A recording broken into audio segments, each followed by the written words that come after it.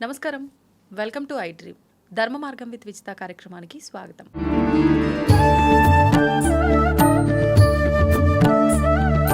ప్రస్తుతం మనతో పాటు ఉన్నారు కాకినాడ ప్రణవ ఆశ్రమ వ్యవస్థాపకురాలు సుమిత్రానంద మాతాజీ గారు. వారితో మాట్లాడి మరిన్ని విషయాలు తెలుసుకుందాం. నమస్కారం అమ్మా. నమస్తే విదితి గారు. అసలు ఫస్ట్ ఆలోచించడం సంగతి పక్కన పెడితే నమ్మటమే చాలా తక్కువ అమ్మా.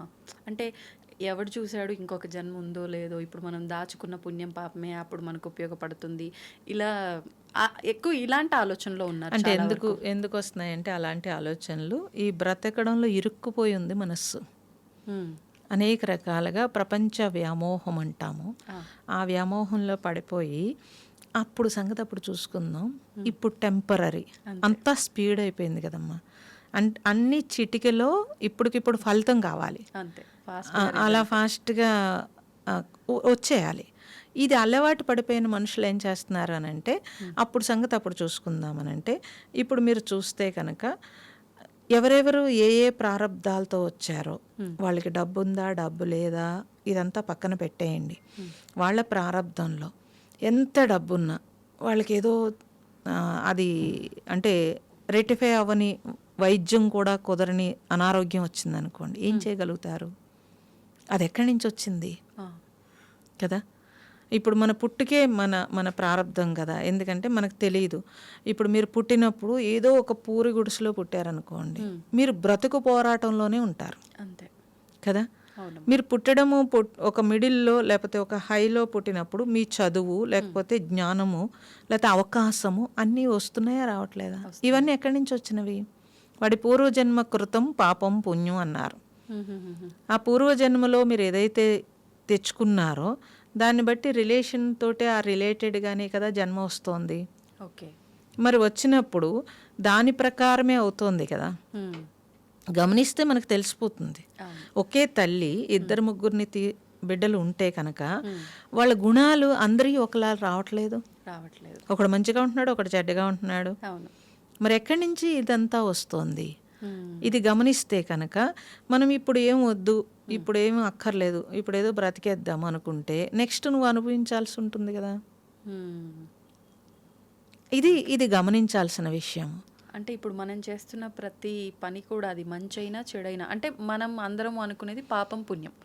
పాపం చేస్తున్నావు దానికి శిక్ష అనుభవిస్తావు, పుణ్యం చేస్తున్నావు దానికి తగ్గట్టుగా ప్రతిఫలాన్ని పొందుతావు. ఇదే మన నెక్స్ట్ జన్మకి క్యారీ అవుతుంది. మరి ఇప్పుడు కూడా కొన్ని అనుభవిస్తాము అని అంటూ ఉంటారు కదమ్మా, అవి ఎలాంటివి? మీరు ఇప్పుడు అనుభవించేవి ఏవైతే ఉన్నావో అవి మీరు తెచ్చుకున్నవే కదా. అంటే అన్ని గత జన్మకు సంబంధించి అన్ని గత జన్మవే ఉండవు. స్వయంకృత అపరాధం కొన్ని ఉంటాయి కదా. ఇప్పుడు ఒక ప్రారంధం మీరు అనుభవిస్తున్నారమ్మా. అంటే ఏదో మీరు జారి పడ్డారు అనుకుందాం, జారి పడ్డారు, ఓకే. జారి పడితే కాలు విరిగింది అనుకోండి. అప్పుడు మీరు వెంటనే ఆ కాలు విరిగిందంటే చూడ్డానికి వచ్చే వాళ్ళందరూ ఈ ప్రారంధం ఇదంతాను అని రోజు నడిచేది కూడా ఇప్పుడు జారి పడింది అంటారు. కానీ రోజు నడిచేటప్పుడు మీరు అలర్ట్గా ఉన్నారు, ఆ రోజు మీరు అలర్ట్గా లేరు, ఓకే, పడ్డారు. అది మీరు ప్రారంధంలోకి ఎలా చేస్తారు?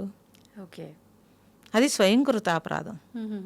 నేను నడిచేటప్పుడు జాగ్రత్తగా నడవాలి, కానీ ఏదో హడావుల్లో ఉన్నాను, అదేదో ఎక్కువగా పెట్టుకున్నాను, దానివల్ల ఇక్కడ పడ్డాను, చాలా స్పీడ్గా వెళ్ళిపోవాలనుకున్నాను, దానివల్ల పడ్డాను. అది ప్రారంధంలోకి తోసేయడం కాదు. ప్రారంధం అనేది మీ పుట్టుకలో మీరు ఎక్కడ పుట్టారు, మీకు ఎక్కడ మళ్ళీ జీవించాలి, ఇవన్నీ ప్రారంధంలోకి వస్తాయి. ఇప్పుడు సడన్గా మనకేదో ఒక భూకంపం వచ్చింది, అది మీ ప్రారంధం కాదు కదా, ప్రకృతి వైపరీత్యం కదండి. సో ఇప్పుడు మీరు మొన్న మధ్య ఎప్పుడో చూడండి, ఒక ఫ్లైట్ పేలిపోతే ఒకే ఒక అతను బతికాడు, 250 మంది చనిపోయారు. అది పుణ్యమా కాదంటారా? మరి పుణ్యమే కదా. ఇప్పుడు అనిపిస్తుంది భగవంతుడు ఉన్నాడు అని చెప్పి కదా, అతనికి భగవంతుడు. అమ్మా మీరు చెప్పిన ఉదాహరణే నేను మళ్ళీ ఉదాహరణగా తీసుకుంటా. ఆయన బ్రతికాడు సరే, కానీ అంత పెద్ద ప్రమాదం నుంచి బయటపడ్డా కూడా ఆయన మానసిక స్థితి సరిగా లేదు ఇప్పుడు, అంటే ప్రస్తుతం అని అన్నారు. అది కర్మే కదమ్మా. మళ్ళీ అంటే ఆయన సేవ్ అయినందుకు అది ఆయన చేసిన పాపము ప్రతిఫలం బ్రతికొచ్చాడు. పుణ్యము బ్రతికొచ్చాడు. కానీ మరి ఎందుకు ఇంత ఇబ్బందులు పడాలి? ఆయనకు పుణ్యం ఉండబట్టే బతికొచ్చిండు, మళ్ళీ ఇంత మానసిక స్థితి బాలేని స్థితికి ఎందుకు వెళ్ళాడు? బ్రతకడానికి పుణ్యం ఉంది. హ్మ్. ఓకే, బ్రతకడానికి పుణ్యం ఉంది. ఓకే. అతనుకున్న అజ్ఞానము అంటే అతనుకున్న భయము ఏదైతే ఉందో అది షాక్ తిన్నాడు. ఓకే, అంటే జీవితంలో ఆ అభయము అనేది అది కరెక్ట్గా మనం పెంచుకోకపోతే కనుక, ఇప్పుడు మీరు నడిచి వెళ్తున్నారమ్మా, మీకు భయం ఉంది, 2-3 నడిచి వెళ్తున్నారు అనుకుందాం. ఒకళ్ళకి భయం ఉంది, ఇంకొకళ్ళకి భయం లేదు. అక్కడెక్కడో ఏదో తాడు కనిపించింది అనుకోండి, వెంటనే వీడు భయం పడేవాడు. ఆల్రెడీ పాము అనే భయం ఉంది కాబట్టి వెంటనే పాము అనేస్తాడు. అంతే. ఇంకొకడు కాదు, అదేంటో చూద్దాం అనుకుంటాడు, ఎందుకని అతనికి పాము అంటే భయం లేదు కదా. అలా జీవించేటప్పుడు ఇప్పుడు చాలా మంది జీవిస్తూ ఉంటారు. జీవిస్తున్నప్పుడు మీరు కరోనాలో చూడండి, కరోనాలో కరోనా వస్తుందేమో అని భయమేసి చనిపోయారు బోళ్ళ మంది, చాలా మంది కదా. ఇప్పుడు ఇది ప్రారంధం అనరు, మరి స్వయంకృతాపరాధం అంటారు దాన్ని. ఓకే ఓకే కదా. ఇప్పుడు అదే కరోనాలో మేము ఎంతో మందికి పని చేసాము, అవును, భోజనాలు వండి పెట్టాము, రోడ్డు మీదకి వెళ్ళాము. మాకు కరోనా రాలేదు అని అంటే చుట్టమేం కాదు కదా. కానీ ఓంకారం చేస్తూ హీలింగ్ ఉండడము, ఒక ధైర్యము, సాధన ఉండడం వల్ల ఒక ధైర్యము, భగవంతుడు చూసుకుంటాడనే అభయము, ఇవన్నీ మన మానసిక ఒత్తిడి లేకుండా మనకు ఒక బలాన్ని ఇచ్చినప్పుడు, మీకు ఏదైనా సరే మీరు గమనిస్తే కనుక అనారోగ్యం ఎక్కడి నుంచి వస్తుందంటే మీ మానసికం నుంచే ముందు శారీరకంలోకి వస్తుంది. భయమే వాడిని ఇంకొంచెం బెంగకు చేస్తుంది. మీరు అసలు డాక్టర్ దగ్గరికి వెళ్ళినప్పుడు కూడా మెడిసిన్ కంటే కూడా డాక్టర్ మీద నమ్మకం మనకి వైద్యం బాగా ఉంటుంది కదా. మీరు గమనిస్తే మీకు తెలుస్తుంది. భయపడిన వాడు ఏం చేస్తాడు, తగ్గుతుందో లేదో అని మళ్ళీ హోమియోకి వెళ్తాడు, మళ్ళీ తగ్గుతుందో లేదో మళ్ళీ ఆయుర్వేదానికి వెళ్తాడు, ఆప్షన్స్ తీసుకుంటాడు కదా. లేదు అన్నవాళ్ళు పూర్వం మరి ఏమీ లేకుండా 2 ఆకులు కోసుకుని నోట్లో పెట్టుకుని ఆడు చక్కగా ఉన్నారు కదా. తగ్గుతుంది అనే బలం, ఏ విటమిన్ డెఫిషియన్సీ లేవు, ఏమీ లేవు. తీర్థం ఇచ్చేవారమ్మా. గుడికి వెళ్ళి అనారోగ్యం వచ్చిందనుకోండి, చక్కగా పూజ చేసి తీర్థం ఇస్తే దేవుడు నాకు కాపాడుతాడని చెప్పి ఆ తీర్థం తాగితే వాడికి రోగం తగ్గేది. నమ్మకమే కదా. సో అదెంత మానసిక బలం. దానికే మన పెద్దలు ఏం చేశారంటే ఈ మానసిక బలాన్ని పెంచటం కోసము ఇన్ని పూజ ఏర్పాట్లు ఇవన్నీ చేసి ఉన్నారు. రోజు ప్రొద్దుటే మీరు అనేక పనులు చేయాలి. గృహంలో ఉన్నప్పుడు పిల్లల్ని పెంచాలి, ఉద్యోగం చేసుకోవాలి, మనకు ఉండే బాధ్యతలు, వీటన్నింటితోటి ఒక గృహస్థికి విపరీతమైన ఒక బరువు ఉంటుంది, ఆడవాళ్ళకైనా మగవాళ్ళకైనా. అప్పుడు వాళ్ళు అందులోకి వెళ్ళేటప్పుడు ఒక మనోబలం కోసం ఉదయం ఒక పూజ పెట్టారు. అందుకే ఒక ధైర్యం భగవంతుడు మనల్ని చూసుకుంటాడనే ఒక ధైర్యం. అప్పుడు మీరు వెళ్తున్నప్పుడు దాంట్లోకి వెళ్ళినప్పుడు అంత తొందరగా అనారోగ్యం రాదు, అంటే మానసికంగా అంత ఒత్తిడి రాదు. దీనికోసం ఇన్ని ఏర్పాట్లు చేశారు మనకి. అవన్నీ పక్కన పెట్టేసి ఇప్పుడు నమ్మకం కూడా పోతుంది, ఉన్నాడా లేదా అని. ఉన్నాడా లేదా అన్నప్పుడు మీకు అనారోగ్యం వచ్చి లేకపోతే చాలా ఇబ్బందిలో మనం ఉన్నాం అనుకోండి, మన భర్త కానీ లేకపోతే డాక్టర్ కానీ లేకపోతే ఇంట్లో వాళ్ళు కానీ ఏమీ చేయలేనప్పుడు ఎక్కడికి వెళ్తారు గమ్ముని? ఫస్ట్ దండం దేవుడికే వెళ్ళిపోతుంది కదా. ఆరోగ్యం బాగాలేకపోయినా, మనసు బాగాలేకపోయినా, ఏ చిన్న ఇబ్బంది ఉన్నా టెంపుల్కి వెళ్ళాలని మరి కదా వస్తుంది కదా.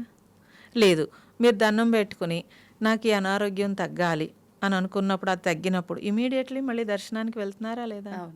అంటే అభయమా కాదా? ఇది మనం గుర్తిస్తే ఉన్నాడా లేదా పక్కన పెట్టేయండి. ముందు మీరు నడవడానికి, మీరు ప్రతి దానికి వెళ్ళడానికి ఒక బలమా కాదా? భగవంతుడు అనేది ఒక బలమా కాదా? బలమే. ఆ బలాన్ని ఇప్పుడు తగ్గించేసుకుంటున్నాం కాబట్టి మానసిక ఒత్తిడి ఎక్కువైపోతుంది. మీరు ఆ బలాన్ని పిల్లలకి మీకు అందివ్వలేదు కాబట్టి వాళ్ళు స్ట్రెస్ రిలేటెడ్ జబ్బులు ఎక్కువగా వస్తున్నాయి పిల్లలకి. అవును. మా చిన్నప్పుడు మేము ఒక ఎగ్జామ్ రాయాలనుకోండి, పెద్దలు చెప్పేవారు దేవుడికి దండం పెట్టుకుని వెళ్ళు, నువ్వు బాగా రాస్తావు. మేము కూడా అలాగే గమ్మున దండం పెట్టుకుని బాగా రాశాడు. ఒకవేళ టీచర్ ఏదైనా చెప్తే చేయలేదనుకోండి, అతను కొడతాడేమో అని భయం వేసి ముందు అమ్మవారికో లేకపోతే దేవుడికో దండం పెట్టుకుని ఇవాళ టీచర్ కొట్టకూడదంటే వాడు ఆ రోజు ఏదో మొత్తం మీద మర్చిపోయేవారు మమ్మల్ని. ఓ దేవుడు ఉన్నాడు కాబట్టి ఇలా జరిగింది అని బలం ఉండేది. అలా అని చెప్పి అన్ని సందర్భాలలో అలా తీసుకోలేం కదమ్మా. నమ్మకంగా ఉండి నేను చదవను కానీ భగవంతుడు అది అది అది వేరే విషయం. ఉంటారు ఇలాంటి వాళ్ళు. అది ఉంటారు అలాంటి వాళ్ళు, అది వేరే విషయం. నేనేమంటున్నానంటే నీకు ధైర్యం కోసం రిసీవ్ చేసుకోమంటున్నాను, బద్ధకంతో రిసీవ్ చేసుకోమని చెప్పట్లేదు. అంటే మన ప్రయత్నం మనం చేస్తూ మన ప్రయత్నం మనం చేస్తూ నమ్మకం తప్పనిసరిగా చేయాలి. చేస్తే మీకు బలం పెరుగుతుంది. అప్పుడు ఇంత స్ట్రెస్ ఉండదు అంటున్నాను. అనవసరంగా స్ట్రెస్ తెచ్చుకోవడం ఎందుకు? నువ్వు నా మీద పెట్టేస్తే నీ భారం నేనే మోస్తానన్నప్పుడు నువ్వెందుకు పెట్టవట్లేదు కదా? అంటే సిద్ధంగా ఉన్నాడు. అదే నేను అనేది గట్టిగా ఉంటుంది, నేను చేసేయగలను అని చెప్పి దానివల్ల పెట్టలేకపోతున్నాం. ఇప్పుడు అమ్మ ఈ భౌతికమైన ఆరాధనలు ఇవన్నీ ఏమీ వద్దు నాకు, నేను భగవంతుని తెలుసుకోవాలి అని అంటే నేను ఆయన నామము లేదంటే ఏదైనా మంత్రము, అంటే మన పెద్దవాళ్ళు మనకి ఇన్ని అందించారు, అది నాకు వీలున్నప్పుడల్లా నేను స్మరించుకుంటూ కూర్చుంటా, సరిపోతుందా? ఈ పూజలు ఈ విధానాలు ఆచరించకపోయినా పర్వాలేదంటారా? అనే వాళ్ళకి ఏం చెప్తారు? ఆచరించడం ఆచరించకపోవడం అనేది మీ ఇష్టం. ఓకే, అందుకే కదా పుష్పం పత్రం ఫలం తోయం చాలన్నాడు శ్రీకృష్ణుడు. ఎందుకు చెప్పాడు? నువ్వేమి ఇవ్వకపోయినా పర్వాలేదు కదా. పుష్పం అంటే పుష్పం కోసేవడం కాదు, పుష్పం లాంటి హృదయం నీకుంటే చాలన్నాడు. పత్రం అంటే పరోపకారం. పత్రం అంటే మీరు ఏమనుకుంటున్నారు? ఆకు. ఆకు నుంచి ఏమొస్తుంది మీకు? ఆక్సిజన్ వస్తుంది కదా. మీరు విడిచిన నెగటివ్ తీసుకుని పాజిటివ్ ఇస్తోంది. కార్బన్ డైఆక్సైడ్ తీసుకుని మీరు వేస్ట్ వదిలేసింది తీసుకుని ఏమిస్తోంది? మనకు ఉపయోగపడేసింది. అంటే పత్రం ఏంటి? పరోపకారం కదండి. పుష్పం ఏంటి? హృదయము శుతిమెత్తగా పుష్పం అంత అందంగా ఉంటే కనుక ఎవరైనా హాయి వస్తుంది. మీరు వెళ్ళేటప్పటికి ఎవరికైనా హాయి అనిపిస్తుంది కదా. పత్రం పరోపకారం అన్నారు. ఫలం ఆస్వాదం, రుచి, చేస్తున్న పనిని ఆస్వాదించడం, అన్ని రకాలు మీరు ఎలా చూసుకున్నా. సో మనం అలా తయారైతే కనుక భగవంతుడికి నువ్వు ఏ పూజ చేయాల్సిన అవసరం లేదు, నిన్ను నువ్వు సమర్పించుకోవచ్చు కదండి. తో ఏమంటే నీరు చూడండి, నీరు లేకపోతే 80% నీరు మనం తీసుకుంటాము, నీరు లేకపోతే ఏమీ లేదు. సో ఇలా మనకి మనం తయారవడం కోసము ఇవన్నీ మనకి చెప్పి ఉన్నారు. కాబట్టి మీ ఇష్టం, మీరు చేస్తారా చెయ్యరా మీ ఇష్టం. కానీ ఇవన్నీ మనం తయారవడానికి ఏర్పాటు చేశారు అనే చిన్న జ్ఞానం మనకొస్తే ఏది చేసినా మనం ఈగో లేకుండా, నేను ఇది చేస్తున్నానని గొప్ప గర్వం లేకుండా, మనకి మనం మారడానికి ఇవన్నీ పెట్టారు మన పెద్దలని తెలుసుకోగలిగితే కనుక. ఇప్పుడు పిల్లలు అడుగుతారు ఎందుకు పూజ చేయాలి అని, మరి మనం చెప్పగలగాలి కదా. తల్లులు ఫస్ట్ చెప్పగలగాలి. ఎలాగా అంటే ఏది చేసినా నాయన ఇది నీ కోసము కదా, అని నువ్వు మారడం కోసము ఇన్ని ఏర్పాట్లు మనకి ఇచ్చి ఉన్నారు అని మీరు చెప్పగలగాలి. కాబట్టి ఒకవేళ చేయగలిగితే చేయొచ్చమ్మా. మీరు ఒక పూజ చేసినా కూడా మీకంటే కూడా ఆ పూజ 10 మందికి ఉపయోగపడటానికే మనకి ఏర్పాట్లు చేశారు అన్నీ కూడా. ఆ ప్రసాదాలు లేకపోతే వచ్చి వాళ్ళకి ఆ భావన కలిగించటం కోసం మీరు నోములు వ్రతాలు ఏం చేయండి, అందులో అన్నీ దానం ఉంటుంది. తర్వాత అందరికీ కాసేపు మనశ్శాంతి ఉంటుంది, భావం పెరగడం ఉంటుంది, అలంకరణలో మనకి ఒక హాయి వస్తుంది, చూసిన కంటికి మనస్సుకి ఒక హాయి వస్తుంది. ఇవన్నీ చూడండి, అన్నీ పరోపకారమే, అన్నీ అలాగే ఉన్నాయి. అది మనం తెలుసుకోక ఇదంతా కూడా. సో మీరు అలా చేయొచ్చు. అలా చెయ్యకపోయినా మీరు కళ్ళు మూసుకుని ధ్యానం చేస్తే రూపాయి ఖర్చు లేకుండా మీ అంతటా మీరు మీలో ఉండే ఏ నెగటివ్స్ వస్తున్నాయి లేకపోతే ఏ ఆలోచనలు వస్తున్నాయి వాటిని మనం ఎలా మార్చుకోవాలి అని తెలియడం కోసం మనకి ధ్యానం బాగా ఉపయోగపడుతుంది. ఓకే, చాలా సంతోషం అమ్మా, చక్కటి వివరణ ఇచ్చారు. ధన్యవాదాలు. నమస్తే. నమస్తే. And for more videos, please subscribe to iDream. Please subscribe to iDream. Please subscribe iDream. And please subscribe to iDream. For more videos, subscribe to iDream. please like, share and subscribe to the channel. Congratulations, iDream. Subscribe to iDream. Subscribe to iDream. So subscribe to iDream Media. IDream team అందరికీ huge congratulations. Please subscribe iDream Media. Please subscribe to iDream. Subscribe iDream. Please subscribe to iDream. iDream అంటే నా కళల ఛానల్ను subscribe చేసుకున్న నోరు తిరుగుతలేదు, మీరైతే గంట గుర్తు కొట్టండి. For more such videos, please subscribe to iDream. Subscribe to iDream. Please subscribe to iDream. Please subscribe iDream Media. Please do subscribe to iDream. Please subscribe to iDream Media. For best entertainment and information, please subscribe iDream. And don't forget to subscribe to iDream.